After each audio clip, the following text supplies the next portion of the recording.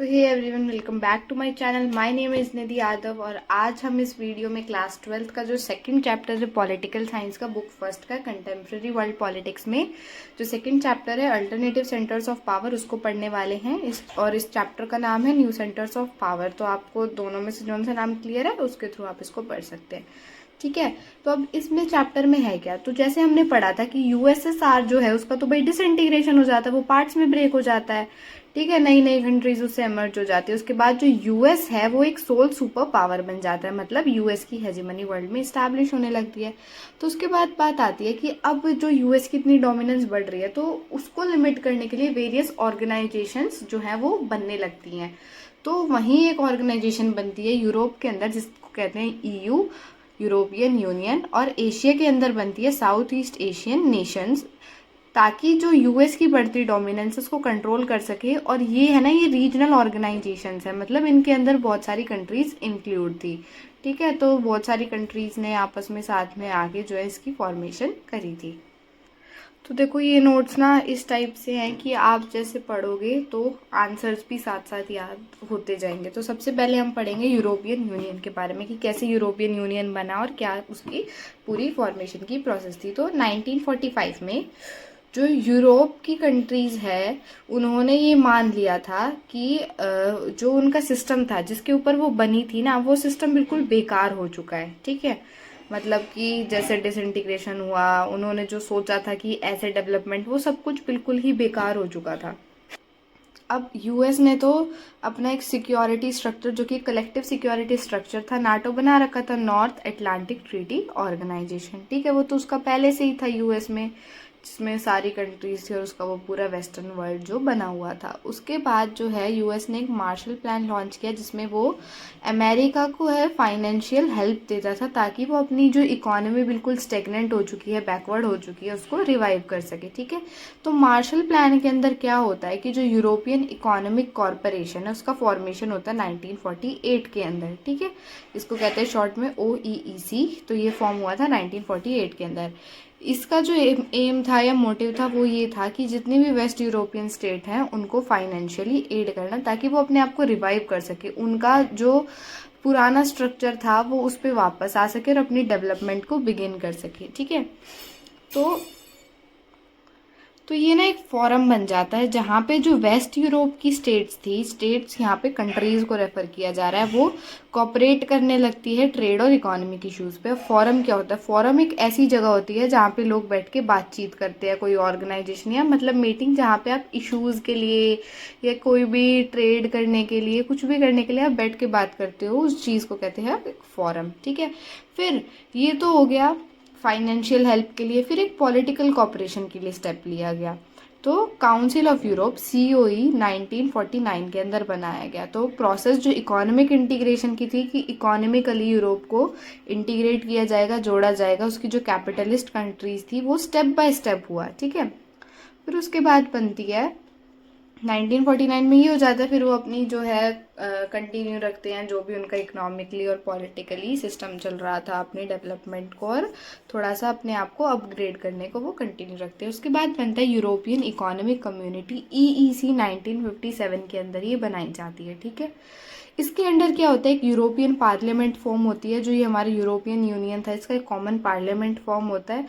और उसके बाद तब कोलैप्स हो जाता है सोवियत यूनियन का 1992 में, तो यूरोपियन यूनियन बन जाता है। 1991 में सोवियत यूनियन डिसइंटीग्रेट हो जाता है, बहुत सारी कंट्रीज आने लग जाती है। तो फिर उसमें से कुछ कंट्रीज जाके देखो, कुछ ने तो CIS बना लिया था, कॉमनवेल्थ ऑफ इंडिपेंडेंट स्टेट, और कुछ कंट्रीज जाके यूरोपियन यूनियन में शामिल हो जाती है, तो वो 1992 में हो जाती है। यूरोपियन यूनियन में 27 कंट्रीज है। इसकी जो फाउंडेशन हुई थी, अब देखो कोई भी चीज़ आप फाउंड करते हो या कुछ भी करते हो तो उसके कुछ बेसिक प्रिंसिपल्स होते हैं ना। तो इसका क्या था कि कॉमन फॉरेन और सिक्योरिटी पॉलिसी, की जितने भी यूरोपियन यूनियन के मेंबर हैं उनकी एक कॉमन फॉरेन और सिक्योरिटी पॉलिसी होगी। जस्टिस के ऊपर वो लोग कॉपरेट करेंगे, होम अफेयर्स पे, और एक सिंगल करेंसी, पूरे यूरोपियन यूनियन के अंदर एक सिंगल करेंसी आएगी, ये इनका एजेंडा था, ठीक है। तो अब जो ईयू है ना वो एक नेशन स्टेट की तरह एक्ट करने लगा था। अब नेशन स्टेट कैसे, कि थी तो ये एक ऑर्गेनाइजेशन जिसमें बहुत सारी कंट्री थी, पर ये ऐसे एक्ट करता था कि ये पूरी एक कंट्री है। अब इसके फीचर्स क्या थे यूरोपियन यूनियन के, तो यूरोपियन यूनियन का ना अपना एक फ्लैग था, बुक में देखना पिक्चर गिवन है यूरोपियन यूनियन के फ्लैग की, इसको भी पढ़ ही लेते हैं क्योंकि हम कुछ भी मिस नहीं करेंगे बिल्कुल भी। तो ये यूरोपियन यूनियन का फ्लैग है, इसके अंदर है ना 12 गोल्ड स्टार्स हैं, और ये गोल्ड स्टार क्या रिप्रेजेंट करते हैं, सॉलिडेरिटी एंड हार्मनी को रिप्रेजेंट करते हैं। ये एमसीक्यूज में क्वेश्चन पूछ लिया जाता है कि ये 12 जो स्टार्स हैं ये यूरोपियन यूनियन के फ्लैग में क्या रिप्रेजेंट करते हैं। ठीक है, अब 12 ही क्यों लिया गया, क्योंकि 12 को ना एक नंबर माना जाता है परफेक्शन का, क्योंकि देखो अगर हम वॉच में देखें तो 12 आवर्स होते हैं। ठीक है, साथ ही साथ में हमारे 12 मंथ्स होते हैं एक ईयर के अंदर। 12 जो है राशियाँ जो होती है ना हमारे साइंस, वो 12 होते हैं। तो एक सिंबल है परफेक्शन का, कंप्लीटनेस का और यूनिटी का। ये यूरोपियन यूनियन का फ्लैग है। ठीक है, तो इसने अपने एरियाज़ को एक्सटेंड करने का भी सोचा है, पर देखो ये इतना आसान थोड़ी होता है। साथ ही साथ में नए मेंबर कहाँ से आए, सोवियत ब्लॉक से, मैंने बता दिया था जैसे डिसइंटीग्रेशन होता है। उसके बाद हम बात करते हैं कि ये जो यूरोपियन यूनियन है ना, ये अपना इन्फ्लुएंस कैसे बनाता था। अब देखो हम पावर पढ़ रहे हैं कि न्यू सेंटर ऑफ पावर है, तो इन्फ्लुएंस तो कॉमन सी बात है ना, इन्फ्लुएंस होगा तभी तो हम इसको पावर बोल रहे हैं। तो इकोनॉमिकली कैसे इन्फ्लुएंस था, तो ईयू का economic, political, diplomatic, military influence था। तो सबसे पहले हम पढ़ेंगे इकोनॉमिक इन्फ्लुएंस कैसे था। ठीक है, तो ऐसे था कि जो ईयू है ना वो वर्ल्ड की बिगेस्ट इकोनॉमी थी with a GDP more than 12 trillion इन 2005, जो कि यूएसए से भी ज़्यादा थी। यूएसए से ज़्यादा जीडीपी जो ईयू है उसकी थी 2005 में, जो कि थी 12 ट्रिलियन की। ठीक है, डेटा देखो ऊपर नीचे हो सकता है, वो लोग आप अपनी बुक से मैच कर देना, पर मेरा जो मोटिव है वो यही है कि आप लोगों को समझ में आए कि बुक में लिखा क्या है, बुक की लैंग्वेज आप लोगों को समझ आए। ठीक है, तो वर्ल्ड की बिगेस्ट इकोनॉमी थी ईयू की। उसके बाद जो ईयू की करेंसी थी वो थी यूरो। तो यूरो जो है डॉलर को थ्रेट देता था। अब जैसे कि डॉलर है, हमको सबको पता है कि बहुत ज़्यादा पावरफुल है, बट ईयू भी कहीं कम नहीं था उससे। ठीक है, तो इकोनॉमिक पावर इन्फ्लुएंस देती है अपने नेबर्स में, जैसे कि एशिया और अफ्रीका में। देखो अब कोई ज़्यादा स्ट्रांग है तो उसकी तरफ तो इंसान अट्रैक्ट हो ही जाता है ना। हम भी देखते हैं अगर हमारे आसपास में कोई है बंदा ज़्यादा पावरफुल है, पैसे वाला है, तो सब क्या करते हैं कि उसके अंडर रहने की सोचते हैं, उससे अच्छे से बोलने की कोशिश करते हैं, तो ऐसे इन्फ्लुएंस बनता है। तो इसका भी नेबरिंग जो थे, नेबर्स थे एशिया और अफ्रीका में, बहुत ही ज़्यादा इन्फ्लुएंस हो रखा था।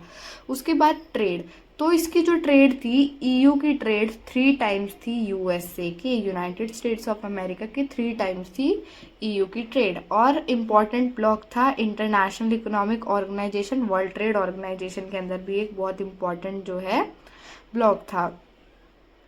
अब हम पढ़ लेते हैं कि पॉलिटिकल और डिप्लोमेटिक इन्फ्लुएंस क्या था ईयू का। तो ब्रिटेन, देखो ब्रिटेन अब नहीं है, अब फ्रांस ही है सिर्फ। तो फ्रांस जो है वो परमानेंट सीट होल्ड करता है यूएन सिक्योरिटी काउंसिल में। ये सब क्या है ना, ये तब यूनाइटेड ऑर्गेनाइजेशन वाला चैप्टर पढ़ोगे तो उसमें बहुत अच्छे से समझ आने लगा कि कैसे सीट्स हैं यूनाइटेड सिक्योरिटी काउंसिल की, क्या सब है। तो ये अभी यहाँ ध्यान रखो कि जो फ्रांस है वो परमानेंट सीट होल्ड करता है यूएन के सिक्योरिटी काउंसिल में। इसकी बहुत सारी कंट्रीज ऐसी भी हैं जो नॉन परमानेंट मेंबर्स में भी है। नॉन परमानेंट मेंबर्स ना 10 होते हैं। ठीक है, तो ईयू जो है वो ना शांति बनाने में ज़्यादा जो है विश्वास रखता है कि शांति में ही सब कुछ है। तो उसने कुछ यूएस की पॉलिसीज़ को भी इन्फ्लुएंस किया है कि यूएस की जो पोजीशन है ईरान के न्यूक्लियर प्रोग्राम के ऊपर। उसके बाद उसने चाइना से भी बातचीत की है ह्यूमन राइट्स और इन्वायरमेंटल डिग्रेडेशन के ऊपर। ठीक है, तो वो नेगोशिएशंस में ज़्यादा जो है विश्वास रखता है फाइट करने से ज़्यादा। तो ये एक उसका डिप्लोमेटिकली बहुत अच्छा पॉइंट है। फिर बात करते हैं हम मिलिट्रली। तो मिलिट्रीली अगर हम बात करें तो ईयू की जो कंबाइंड फोर्स है ना वो सेकंड लार्जेस्ट है वर्ल्ड में। तो फर्स्ट पे कौन है, यूएस है। डिफेंस की जो टोटल स्पेंडिंग है कि डिफेंस पे पूरे वर्ल्ड में सबसे ज़्यादा खर्चा कौन करता है, यूएस, देन ईयू करता है। ठीक है, तो फ्रांस जो है उसके पास न्यूक्लियर आर्सेनल्स हैं। ये डेटा जो है चेंज हो चुका है, तो अपनी न्यू एनसीईआरटीज में चेक करना, क्योंकि ये ब्रिटेन और फ्रांस का कंबाइंड है। आपको सिर्फ फ्रांस का पढ़ना है कि कितने न्यूक्लियर वॉरहेड्स हैं उसके पास।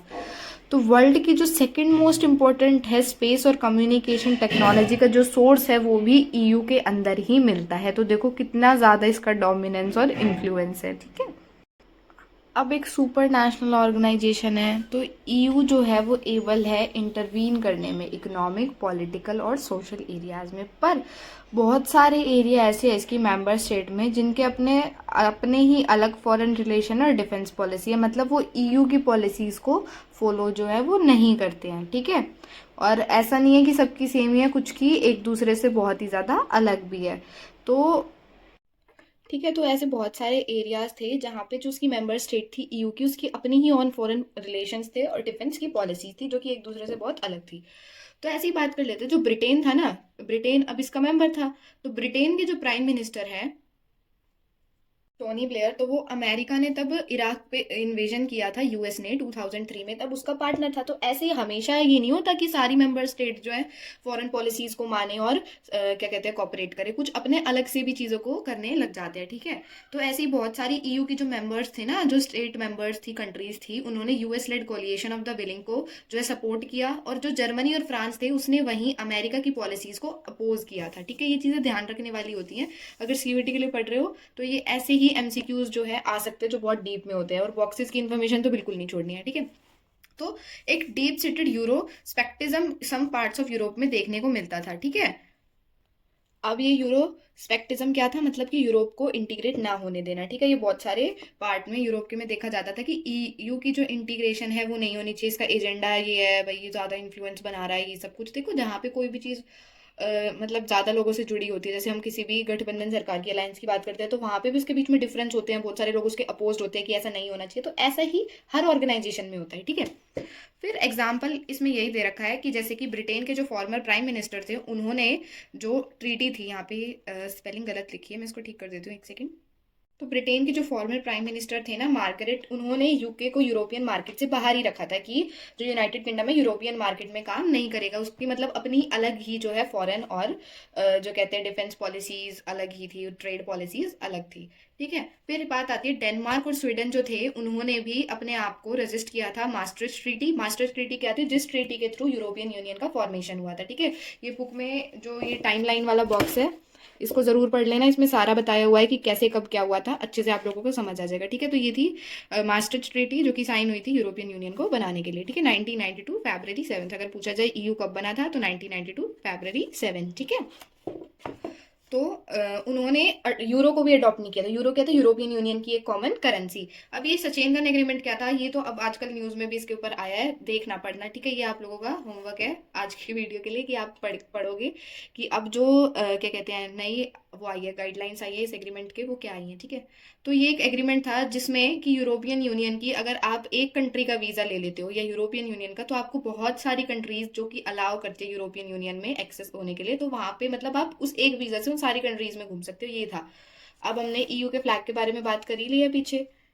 अब पढ़ लेते हैं आशियान के बारे में। तो ये आशियान क्या था, तो हमने पढ़ा यूरोपियन यूनियन जो था वो यूरोप में एक ऑर्गेनाइजेशन था, रीजनल ऑर्गेनाइजेशन। वहीं आशियान जो है वो एशियन नेशन की ऑर्गेनाइजेशन थी, तो इसकी फुल फॉर्म ही है association of south east Asian nation, ठीक है। तो ये जो रीजन था ना साउथ ईस्ट एशिया का, इस रीजन ने बहुत ही ज़्यादा इकोनॉमिक और पॉलिटिकल कॉन्सिक्वेंसेस फेस किए हैं। कैसे, रिपीटेड कॉलोनिज्म, मतलब यहाँ बार बार जो है कब्जे हुए जा रहे थे, कॉलोनीज, ये स्टेट्स बनी जा रही थी, तो इनकी डेवलपमेंट बिल्कुल भी नहीं हो पा रही थी, ठीक है। तो एंड ऑफ द वॉर में इन्होंने जो प्रॉब्लम थी नेशन बिल्डिंग की, बताया कि हाँ भाई नेशन बिल्डिंग की प्रॉब्लम है, बहुत ही ज़्यादा पॉवर्टी है, इकोनॉमिक बैकवर्डनेस है, और बहुत ही ज़्यादा प्रेशर है कि जो ग्रेट पावर चल रही थी कोल्ड वॉर में, यूएसएसआर और यूएस, इन कंट्रीज के ऊपर भी प्रेशर था कि भाई या तो यूएस को ज्वाइन करो या यूएसएसआर को ज्वाइन करो। तो बांगडुंग कॉन्फ्रेंस और नॉन अलाइनमेंट मूवमेंट, तो नॉन अलाइनमेंट मूवमेंट नाम जो हमने बनाया था ना, और जो बांगडुंग कॉन्फ्रेंस के थ्रू ही नॉन अलाइनमेंट मूवमेंट बना था, तो ये इसके लिए इनफेक्टिव थी। जो लोग ये चाह रहे थे वो उनको यहाँ नहीं दिख रहा था, तो उन्होंने नहीं ज्वाइन किया, ठीक है। तो साउथ एशियन नेशन जो है, इन्होंने अपना एक आशियान बनाया, association of south east Asian nation, एक अल्टरनेटिव, ठीक है, मतलब कि ना नाम है ना ही जो है कोल्ड वॉर में दो पावर्स थे उनके साथ जा रहे हैं, उन्होंने बनाया आसियान। ठीक है, तो आसियान जो है वो इस्टेब्लिश हुआ था 1967 में। तो इसके 5 जो है फाउंडिंग मेंबर्स है, फाउंडिंग कंट्रीज है, जो कि है Indonesia, Malaysia, Philippines, Singapore and Thailand. इसको याद भी कर सकते हो, मैं बताती हूँ कैसे याद करना है। ठीक है, तो इसके लिए ये है I M political science teacher, ऐसे शॉर्ट फॉर्म याद कर सकते हो कि I M political science teacher. I for Indonesia, M for Malaysia, P for Philippine, S for Singapore and T for Thailand. ठीक है, तो ऐसे ये शॉर्ट फॉर्म है, इससे आप इसको याद कर सकते हो। ओके, अब जैसे कि नाम है वो बांगतुंग कॉन्फ्रेंस के थ्रू बना था और ये आसियान जो है वो बैंकॉक डिक्लेरेशन के थ्रू बना था। अब बात कर लेते हैं इसके ऑब्जेक्टिव्स क्या थे। ठीक है, तो ऑब्जेक्टिव में सबसे पहला प्राइमरीली ऑब्जेक्टिव था टू एक्सेलरेट इकोनॉमिक ग्रोथ, की यहाँ पूरे की जैसे हमने पढ़ा ना इकोनॉमिकली बैकवर्ड था, तो इकोनॉमिक ग्रोथ हो ताकि सोशल प्रोग्रेस भी हो सके, साथ ही साथ में पूरी कल्चरल डेवलपमेंट भी हो सके। ऐसे इकोनॉमिक ग्रोथ उन्हें करनी थी सोशल प्रोग्रेस और कल्चरल डेवलपमेंट के थ्रू। ठीक है, सेकेंडरी था कि रीजनल पीस, मतलब कि सारे रीजन में पीस बनी रहे, स्टेबिलिटी, कहीं पे लड़ाई झगड़े ना हो फालतू में। ठीक है, रूल ऑफ लॉ, जो लॉ के अकॉर्डिंग है सब वही चले, और जो यूनाइटेड नेशन यूएन ऑर्गेनाइजेशन थी ना उसके चार्टर के अकॉर्डिंग ही सारे काम हो। ठीक है,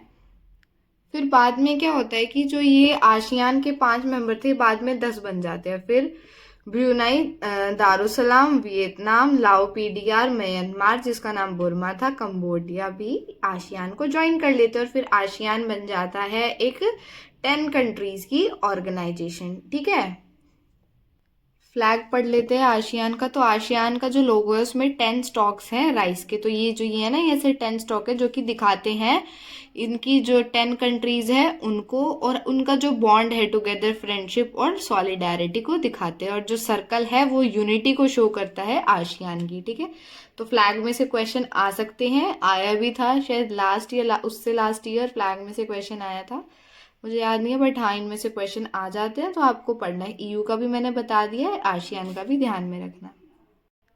अब ये जो आसियान था ना, ये एक सुपर नेशनल इंस्टीट्यूशन नहीं बनना चाहता है ईयू की तरह। जैसे ईयू का पॉलिटिकली मिलिट्रली बहुत ही ज्यादा इन्फ्लुएंस था ना, तो आसियान के मन में कोई भी ऐसी चाह नहीं थी कि वो इतनी बड़ी ऑर्गेनाइजेशन बने और ये सब कुछ करे। ठीक है, वो जो है एक अपने छोटे से में अपनी डेवलपमेंट अच्छे से करना चाहता था। अब आसियान वे ही सेलिब्रेट करते हैं। क्या है ये आसियान वे? तो एक फॉर्म है इंटरेक्शन की जो कि इनफॉर्मल है, नॉन कन्फ्रेटनिस्ट है, नॉन कन्फ्रंटेशनिस्ट है एंड कोऑपरेटिव है। ठीक है, इसमें क्या होता है कि आसियान वे को ये सेलिब्रेट करते हैं कि जितनी भी कंट्रीज हैं इनके जो लीडर्स हैं वो आते हैं और साथ में बैठ के बात करते हैं। तो जो respect for national sovereignty is critical to the functioning of ASEAN, की जितनी भी नेशनल सोवर्निटी है उन सबको रिस्पेक्ट किया जाए, एक दूसरे की कंट्रीज की रिस्पेक्ट की जाए, जितने भी मेंबर स्टेट है सबकी पॉलिसीज को भी जो है मतलब मायने दी जाए, किसी को भी इग्नोर ना किया जाए। ये एक वो है आसियान वे।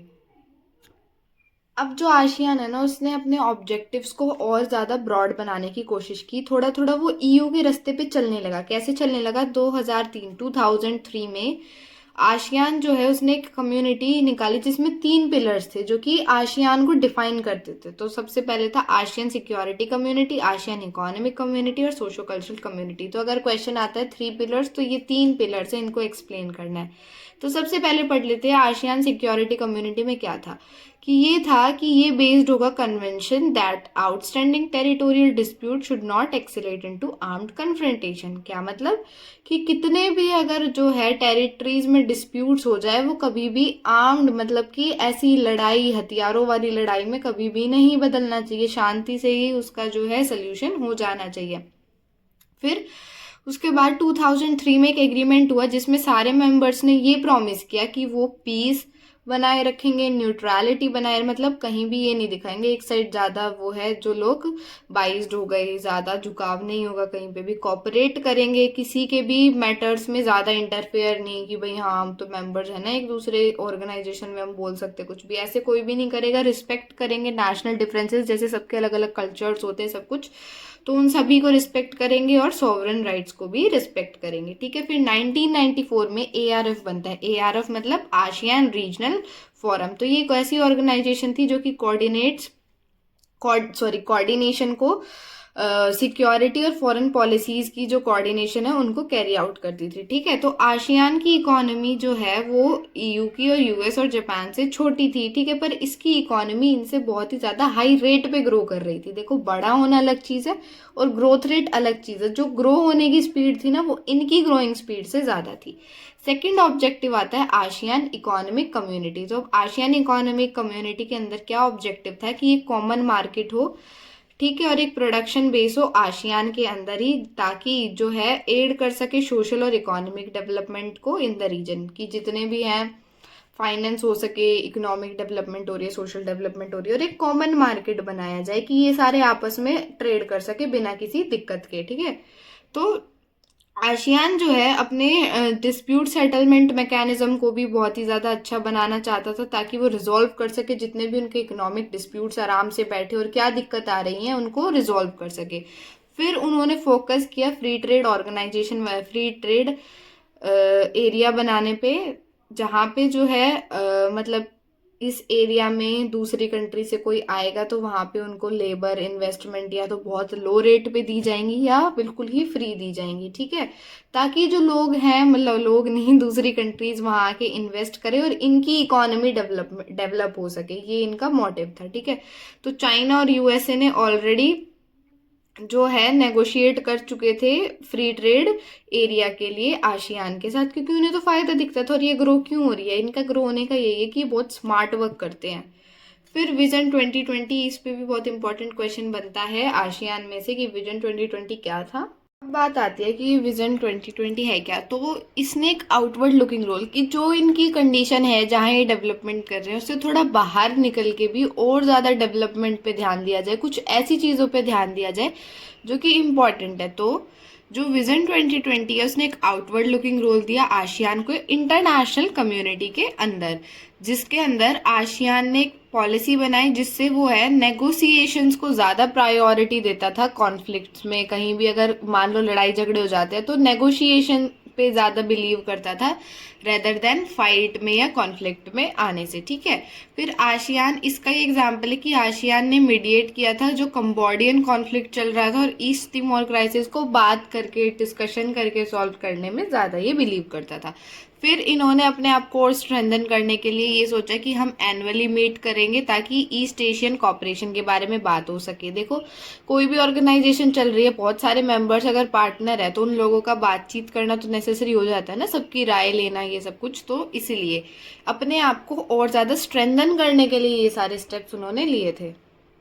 अब जो आसियान है इसकी इकोनॉमिक रेलेवेंस कैसे बढ़ती जा रही है कि ये जो है ट्रेडिंग और इन्वेस्टमेंट पार्टनर्स अपने अच्छे बनाने में, जो एशिया के अंदर जो एशियन कंट्रीज है जो जल्दी ग्रो कर रही है उनके साथ ये जो है ट्रेडिंग और इन्वेस्टमेंट पार्टनर बनने की कोशिश कर रहा है ताकि इसकी इकोनॉमी फर्दर डेवलप हो सके। तो इंडिया और चाइना जो है एशिया की ग्रोइंग इकोनॉमीज है। ठीक है, फिर कोल्ड वॉर के टाइम पे तो जो है इंडिया ने आसियान पे इतना ध्यान नहीं दिया था, पर इंडिया ने अब अमेंडमेंट्स बनाने का सोचा है, बदलाव लाए हैं और साइन किया है free trade agreement 2 ASEAN members के साथ, जो कि है सिंगापुर एंड थाईलैंड। ठीक है, फिर अब बात आती है कि आसियान जो है इसकी स्ट्रेंथ क्या है। तो उसकी स्ट्रेंथ उसकी पॉलिसी में ही लाई करती है कि कैसे वो लोग इंटरेक्ट करते हैं, ज़्यादा से ज़्यादा जो है कम्युनिकेशन पे ध्यान देते हैं, कंसल्टेशन अपनी मेंबर स्टेट्स के साथ, डायलॉग पार्टनर मतलब बैठ के बातचीत करते हैं, नेगोशिएशन में बिलीव करते हैं। ठीक है, या कोई भी अदर नॉन रीजनल ऑर्गेनाइजेशन हुई, सबके साथ ये आराम से बैठ के बातचीत करके, मतलब जहाँ पे सारे लोग किसी काम को करने के लिए राजी हो जाए उस चीज़ को ये ज़्यादा बढ़ावा देते हैं। ठीक है, अब हम 2 पढ़ चुके हैं जो कि है आसियान और यूरोपियन यूनियन, हमने पढ़ लिया है। अब हम पढ़ेंगे कि चाइनीज इकोनॉमी का कैसे राइज हुआ। जो आज का चाइना है ना, ये हमेशा ही इतना डेवलप नहीं था। चाइना की इकोनॉमी भी पहले बहुत बेकार थी, पर मैंने जैसे बताया पहले भी कि ये बहुत ही ज़्यादा मास्टरमाइंड था। तो इसने कैसे अपने आप को ग्रो किया वो पढ़ेंगे कि कैसे जो है चाइना की इकोनॉमी जो है इतनी जल्दी जल्दी ग्रो हुई और आज के टाइम में इतनी ज़्यादा जो है उसकी इकोनॉमी अच्छी बन चुकी है। अब चाइना की जो ग्रोथ है ना वो 1978 के बाद में स्टार्ट हुई है। अब 1978 में ऐसा क्या हुआ, तो 1978 के अंदर चाइना वालों ने रिफॉर्म्स को इंट्रोड्यूस किया। जैसे हमारे यहाँ पे 1991 में इकोनॉमिक रिफॉर्म्स आए थे ना, एलपीजी वाले, चाइना में 1978 में रिफॉर्म्स आए थे, और जो ये रिफॉर्म्स थे ना, ये इन्होंने मतलब कि चाइना की इकोनॉमी का पूरा काया पलट कर दिया था। इसके बाद से जो चाइना की इकोनॉमी है वो इतनी ज़्यादा ग्रो हो गई कि आज आप देख ही सकते हो इसका रिजल्ट। ठीक है, तो अब ये भी प्रोजेक्ट किया गया है कि जो चाइना है वो यूएस की इकोनॉमी को भी ओवरटेक कर लेगा बाय 2040। ठीक है, ये एनसीईआरटी के हिसाब से। अब चाइना के इतने ज़्यादा पावरफुल होने के पीछे और भी रीज़न है, जैसे उसकी इकोनॉमी की स्ट्रेंथ, बहुत सारे फैक्टर्स मिलके। देखो, एरिया भी अच्छा होना चाहिए, लैंड मास भी, रिसोर्सेज भी अच्छे, तो उन सब का बेटर यूज़ करके जो है चाइना ने अपने आप को इतना पावरफुल बनाया है। ठीक है, तो जो People's Republic of China, China का पूरा नाम पीपल रिपब्लिक ऑफ चाइना जो है, ये इंडिपेंडेंट हुआ था 1949 के अंदर। ठीक है, कम्युनिस्ट रेवोल्यूशन हुई थी अंडर माओ जेडोंग। ठीक है, माओ जेडोंग वहाँ का लीडर था, कम्युनिस्ट लीडर ही था, वहाँ पे कम्युनिस्ट सिस्टम ही चलता है अभी तक भी। तो इकोनॉमी जो है वो सोवियत मॉडल पे बेस्ड थी। पहले जो चाइना की इकोनॉमी थी वो सोवियत मॉडल, मतलब सोशल वेलफेयर वाले पे थी। ठीक है, उस टाइम पे चाइना बहुत ही ज़्यादा बैकवर्ड होता था। फिर चाइना ने धीरे धीरे अपने लिंक्स जो है कैपिटलिस्ट वर्ल्ड मतलब यूएसए के साथ अपने लिंक्स को सेटअप करना स्टार्ट किया। ठीक है, अब चाइना का जो मॉडल था वो कुछ ऐसा था कि state owned heavy industry sector बनाया जाए, जहाँ पे जो कैपिटल है ज़्यादा से ज़्यादा एग्रीकल्चर सेक्टर में से, मतलब जो पैसा है ज़्यादा से ज़्यादा एग्रीकल्चर सेक्टर में से निकाला जाए। ठीक है, और इंडस्ट्रियल सेक्टर भी है बहुत ज़्यादा ग्रो करे, एग्रीकल्चर से रिसोर्सेज फिर इंडस्ट्री में प्रोसेस करके और फिर फर्दर ही उनको ट्रेड करके ही एक इकोनॉमी के अंदर बहुत ही ज़्यादा पैसा आता है। ठीक है, अब जो सोवियत मॉडल वाला चाइना था उसके पास फॉरेन एक्सचेंज की कमी थी। ठीक है, तो उसने क्या सोचा, फॉरेन एक्सचेंज क्या होता है, बाहर का पैसा तो अगर आप किसी भी कंट्री से इंपोर्ट करा रहे हो तो उनको उनकी करेंसी देनी पड़ेगी ना, सब थोड़ी यूएस डॉलर में पेमेंट, या यूएस डॉलर ही फॉरेन एक्सचेंज अगर लेके चलो कि हाँ ट्रांजेक्शन यूएस डॉलर में ही होती है, तो वो भी होने चाहिए ना पहले कंट्री के पास, तभी तो हम पे कर पाएंगे। तो इम्पोर्ट्स को सब्सटीट्यूट करा, मतलब इम्पोर्ट्स ना करा के अब जो उनके डोमेस्टिक गुड्स प्रोड्यूस हो रहे थे उन्हीं से ही उन्होंने अपनी कंट्री को रन करना स्टार्ट किया। ठीक है, इस मॉडल की वजह से जो चाइना है अपने खुद के रिसोर्सेज को यूज़ करने लगा और एक इंडस्ट्रियल इकोनॉमी बनी कि रिसोर्सेज को यूज़ करेंगे, इंडस्ट्री में प्रोसेस करेंगे और खुद की कंट्री में यूज़ करेंगे। ठीक है, जैसे कि सोवियत मॉडल पे बेस्ड था, तो चाइना ने जो है एम्प्लॉयमेंट और सोशल वेलफेयर जो है हर एक पर्सन को एश्योर्ड किया था।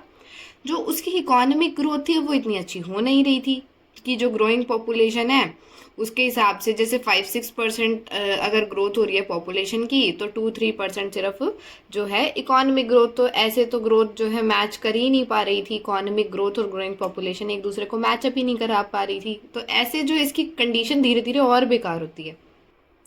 अब जो एग्रीकल्चरल प्रोडक्शन थी वो सफिशिएंट नहीं थी, एग्रीकल्चर इतना सरप्लस ला ही नहीं रहा था कि इंडस्ट्री में उसको प्रोसेस किया जा सके और फिर जो है बहुत ही ज़्यादा सरप्लस आए और फिर वो इससे पैसे कमाए। इंडस्ट्रियल प्रोडक्शन ग्रो नहीं हो रही थी, इंटरनेशनल ट्रेड बहुत मिनिमल, अगर देखो प्रोडक्शन ही नहीं हो रही तो बाहर बेचेंगे क्या, इम्पोर्ट्स के लिए फॉरेन एक्सचेंज नहीं था, और लोगों की पर कैपिटा इनकम भी डाउन चली गई। अब देखो इंडस्ट्री ग्रो नहीं हो रही, एम्प्लॉयमेंट नहीं मिलेगी तो पर कैपिटा इनकम भी बहुत ज़्यादा लो चली जाएगी। ठीक है, फिर उसके बाद ऐसी कंडीशन होने के बाद क्या होता है कि जो चाइनीज़ के जो लीडर्स थे उन्होंने एक मेजर पॉलिसी डिसीजन लिया 1970s के अंदर। ठीक है, तो 1972 के अंदर उन्होंने यूएस के साथ रिलेशन बनाने स्टार्ट किए। पहले वो सोवियत मॉडल पे बेस्ड थे, बट 1972 के अंदर उन्होंने यूएस के साथ रिलेशन बनाए।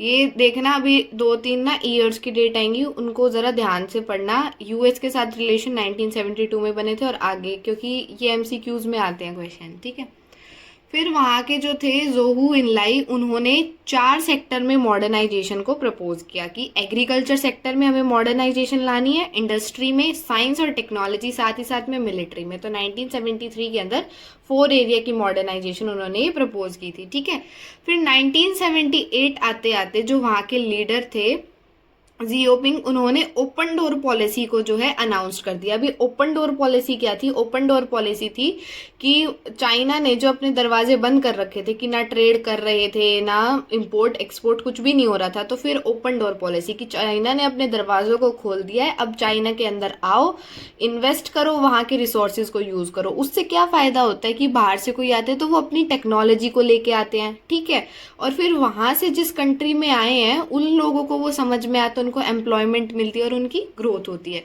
ठीक है, अब ओपन डोर पॉलिसी जो थी वो इसलिए थी ताकि हायर प्रोडक्टिविटी आ सके, इन्वेस्टमेंट हो सके कैपिटल की और टेक्नोलॉजी की अब्रॉड से। ठीक है, फिर चाइना ने अपने ही रास्ते को चुना मार्केट इकोनॉमी को लाके। मार्केट इकोनॉमी कैसी इकोनॉमी, जहाँ पे जो है डिमांड सप्लाई से सब कुछ वो होता है और प्राइवेट इंडिविजुअल्स जो होते हैं वो पावर में होते हैं। अब सोवियत मॉडल था तो सोवियत वालों में तो शॉक थेरेपी थी, बट जो चाइना है वो शॉक थेरेपी के लिए नहीं जाता है। शॉक थेरेपी में क्या था कि एकदम से ट्रांजिशन कर दिया था कम्युनिज्म से कैपिटलिज्म में, पर जो चाइना है वो स्टेप बाय स्टेप मूव करता है। ठीक है, तो प्राइवेटाइजेशन ऑफ एग्रीकल्चर करता है वो सबसे पहले 1982 में। उसके बाद जो है प्राइवेटाइजेशन होता है इंडस्ट्रीज का 1988 में। दोनों ही डेट्स को याद रखना, एग्रीकल्चर का प्राइवेटाइजेशन 1982 में होता है।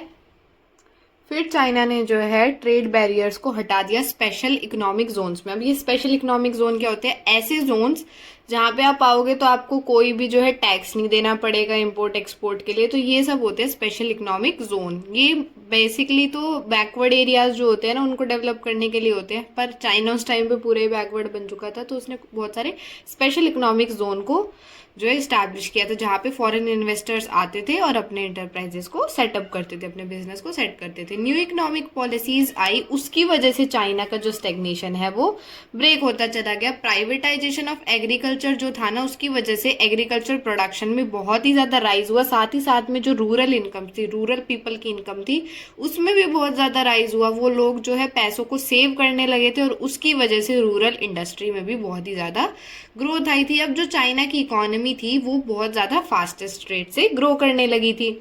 अब जो नए ट्रेडिंग के लॉज आए थे, स्पेशल इकोनॉमिक जोन्स बने थे, उसकी वजह से अब बाहर के लोग आ रहे हैं तो वो बाहर का पैसा भी तो ला रहे हैं ना, उसकी वजह से फॉरेन ट्रेड भी बढ़ी और फॉरेन एक्सचेंज के रिजर्व्स भी उनके पास बढ़ गए। चाइना बहुत इंपॉर्टेंट डेस्टिनेशन बन गया फॉरेन डायरेक्ट इन्वेस्टमेंट का, क्योंकि जो है स्पेशल इकोनॉमिक जोन बनाए।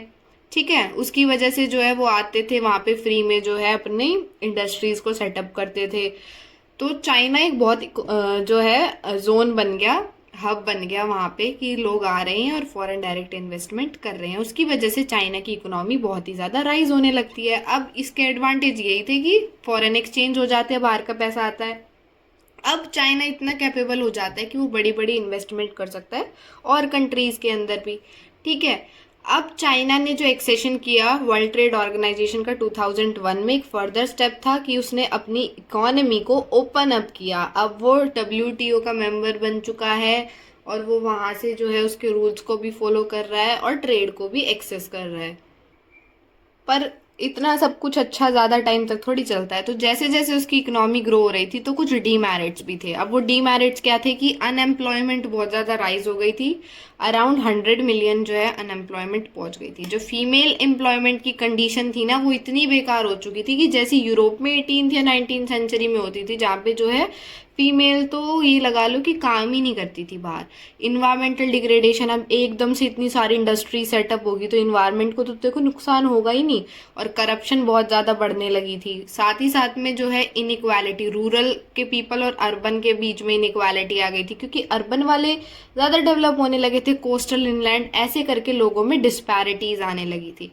ठीक है, तो चाइना जो है साथ ही साथ में एक इकोनॉमिक पावर बन गया, जिसके साथ जो है मतलब कि कंपटीशन करना थोड़ा मुश्किल हो चुका था। तो अब बात कर लेते हैं इंडिया और चाइना के रिलेशंस की। तो जो इंडिया और चाइना है वो इंपेरियलिज्म के आने से पहले दोनों ही बहुत ज़्यादा ग्रेट पावर्स थी। तो चाइना जो है उसका इन्फ्लुएंस और कंट्रोल उसकी बाउंड्री पे तो है ही है, पर उसने ना बहुत सारे अलग अलग एरियाज को भी कब्जाया हुआ है। ठीक है, तो जो डायनेस्टिक रूल मंगोलिया, कोरिया और पार्ट्स ऑफ इंडो चाइना है, उन्होंने चाइना की अथॉरिटी को एक्सेप्ट भी कर रखा है। ठीक है, और जो चाइना है उसने तिब्बत पे भी अपना एक्सेशन कर रखा है, वो बुक 2 के अंदर है। अभी इसमें इतना है, सिर्फ यही पढ़ना है। ठीक है, तो इंडिया के जो वेरियस किंगडम्स हैं वो भी जो है उनकी बाउंड्रीज में भी चाइना घुसा हुआ है। चाइना ने यहाँ पे अक्साई चीन और अरुणाचल प्रदेश के एरिया को जो है वो इलीगली कवर कर रखा है, कब्जा कर रखा है। ठीक है, फिर बात कर लेते हैं कि इंडिया और जो चाइना है उनके पास लिमिटेड पॉलिटिकल और कल्चरल इंट्रैक्शन है और वो कभी एक दूसरे के साथ इतने फैमिलियर नहीं रहे। ऐसा ही है जो आज के टाइम में हम देखते हैं कि इंडिया और चाइना में मेजरली डिस्प्यूट्स ही रहते हैं, अच्छे से नहीं बनती है दोनों की। फिर 20th सेंचुरी के अंदर दोनों का सामना होता है। कैसे होता है कि दोनों के आमने सामने डिफिकल्टी आती है कि कैसे अपनी फॉरेन पॉलिसीज को डील करे, साथ ही साथ में एक दूसरे के साथ कैसे जो है रिलेशंस को अच्छा बनाया जाए। ठीक है, तो बात करते हैं तब इंडिया को अपनी इंडिपेंडेंस मिली ब्रिटेन से, तो चाइना उस टाइम तक अपनी जो पावर्स है उनको एक्सपैंड करने लगा था। ठीक है, तो एक होप थी कि चलो भाई हो सकता है कि ये दोनों आ जाएं साथ में, जो है प्यार से रह ले दोनों कंट्रीज, और एक अच्छा फ्यूचर लेके आए, एशिया की भी डेवलपमेंट हो और वर्ल्ड की भी डेवलपमेंट हो। तो उस टाइम पे एक पॉपुलर स्लोगन चलता था, हिंदी चीनी भाई भाई। ठीक है, फिर उसके बाद ही क्या हो जाता है कि मिलिट्री कन्फ्लिक्ट हो जाता है, बॉर्डर डिस्प्यूट, जो कि ये जो आशा जग रही थी कि चलो अच्छी बात है हिंदी चीनी भाई भाई रहेंगे, तो इस होप को बिल्कुल ही दबा के रख देता है ये। ठीक है, इंडिपेंडेंस मिलने के बाद ही 1950 में जो चाइना है वो तिब्बत पे टेक ओवर कर लेता है, और उसके बाद जो दलाई लामा होते हैं ना वो इंडिया में आ जाते हैं, और उसकी वजह से चाइना और इंडिया में ना बहुत सारे डिफरेंसेस आने लग जाते हैं। ये पूरा बहुत अच्छे से डिटेल में ना बुक सेकंड में है, तो वहाँ पे पढ़ेंगे तो मज़ा आएगा पढ़ने में। ठीक है, तो फिर उसके बाद जो है सिनो इंडियन बॉर्डर की सेटलमेंट होती है। फिर एक बॉर्डर कन्फ्लिक्ट दोबारा होता है 1962 में, जो टेरिटोरियल क्लेम करता है चाइना अक्साई चीन के ऊपर, जो कि लद्दाख में है, और अरुणाचल प्रदेश का जो एरिया है जो चाइना ने कवर कर रखा है उसके ऊपर जो है एक कॉन्फ्लिक्ट होता है। तभी जो है 1962 वाली हमारी लड़ाई होती है, वो भी बुक 2 में है बहुत अच्छे से डिटेलिंग में। तो इंडिया जो है उसने सफ़र किया है बहुत ही ज़्यादा, जो चाइना है उससे इस वॉर में जो है हार जाते हैं हम लोग। इसके बाद क्या होता है कि जवाहरलाल नेहरू की डेथ हो जाती है, क्योंकि वो ये सोच रहे होते हैं कि उससे चाइना से तो कभी हम पे हमला हो ही नहीं सकता, उनका ट्रस्ट ब्रेक हो जाता है। और अब जो रिलेशन होते हैं इंडिया चाइना के वो बहुत ही ज़्यादा ख़राब हो जाते हैं 1976 तक। ठीक है, फिर ये कभी सोचा तो था नहीं कि चाइना से कभी हमला होगा, पर वो हो जाता है और इंडिया चाइना का रिलेशन जो है वो ख़राब हो जाता है। उसके बाद जो है कैसे जो है इंप्रूवमेंट होते हैं इनके रिलेशन में, तो चाइना की जैसे ही लीडरशिप चेंज होती है, माओ जेडोंग से अगले लीडर आते हैं उसके बाद लेट 1970s में, और उसके बाद जो चाइना की पॉलिसीज़ होती है ना वो प्रेगमेटिक, मतलब कि ज़्यादा से ज़्यादा जो असलियत होती है उस पर फोकस्ड हो जाती है, और आइडियोलॉजिकल जो होता है ना हम अपनी इमेजिनेशन में चलते हैं या कुछ भी, तो उन चीज़ों को छोड़कर वो प्रेगमेटिक हो जाती है, रियलिस्टिक हो जाती है। ठीक है, और फिर हम लोग जो है दोनों ही कंट्रीज ट्राई करती है कि जो ये चलते आ रहे हैं इश्यूज़ इनको ख़त्म किया जाए। एक सीरीज़ ऑफ टॉक की गई, बैठ के बातचीत की गई, बहुत सारे इशूज़ को डिस्कस किया गया कि कैसे जो है मैंने सॉल्व कर सकते हैं, और बॉर्डर इशूज़ को सॉल्व करने के लिए जो इनिशिएटिव है वो 1981 में लिए गए। ठीक है, फिर कोल्ड वॉर के बाद कैसे रिलेशन चेंज होते हैं, तो कोल्ड वॉर के बाद जो है एक स्ट्रैटेजिक और इकोनॉमिक डायमेंशन मिल जाता है। वो कैसे दोनों ही अपने आप को एक राइजिंग पावर देखने लगते हैं, और एशिया की इकोनॉमी और पॉलिटिक्स में इंडिया और चाइना मेजर रोल प्ले करना चाहते हैं, क्योंकि ब्रिटिशर्स के आने से पहले जो है इंडिया और चाइना दोनों ही ग्रेट पावर थी एशिया में। ठीक है, अब ऐसे ही रिलेशंस को अच्छा करने के लिए बहुत सारे स्टेप लिए जाते हैं। फिर एक स्टेप है कि राजीव गांधी का जो विजिट चाइना में 1988 में दिसंबर में राजीव गांधी चाइना में जाते हैं। 2006 में एक चाइनीज़ के प्रेसिडेंट जो हैं वो इंडिया में भी आते हैं नवंबर में। ठीक है, इसके बारे में भी पढ़ना, ये शायद एनसीईआरटी के साइड में दिया हुआ है बॉक्स में कहीं पे, देखना इसको। ठीक है, फिर जो दोनों ही गवर्नमेंट हैं उन्होंने पीस को लेके जो बात की कि भाई अब हम पीस मेंटेन करेंगे, आगे लड़ाई नहीं करेंगे, एग्रीमेंट साइन किए कल्चरल एक्सचेंजेस के ऊपर, कॉपरेशन की साइंस और टेक्नोलॉजी में साथ साथ हम कॉपरेट करेंगे और नए प्रोग्राम्स लेके आएंगे। ठीक है, तो ऐसे ही करके ना बहुत सारी चीज़ें की गई इंडिया और चाइना ने अपने रिलेशंस को सुधारने के लिए। तो ये पॉइंट वाइज है, इनको पढ़ लेना। अगर आता है कि इंडिया और चाइना ने अपने रिलेशंस को कैसे ठीक करने की कोशिश की, तो ये आप डायरेक्ट आंसर लिख के आ सकते हो।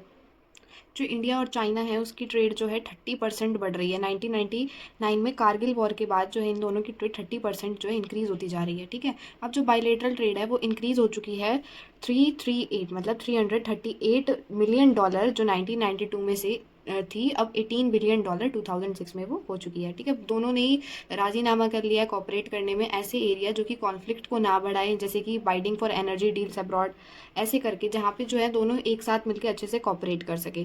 सिमिलर पॉलिसीज़ ग्लोबल लेवल पे भी, तब यूनाइटेड ऑर्गेनाइजेशंस में बात होती है या वर्ल्ड ट्रेड ऑर्गेनाइजेशन में बात होती है, तो सिमिलर पॉलिसीज़ को भी अडॉप्ट किया है ताकि जो दोनों कंट्रीज हैं उनमें डिस्प्यूट।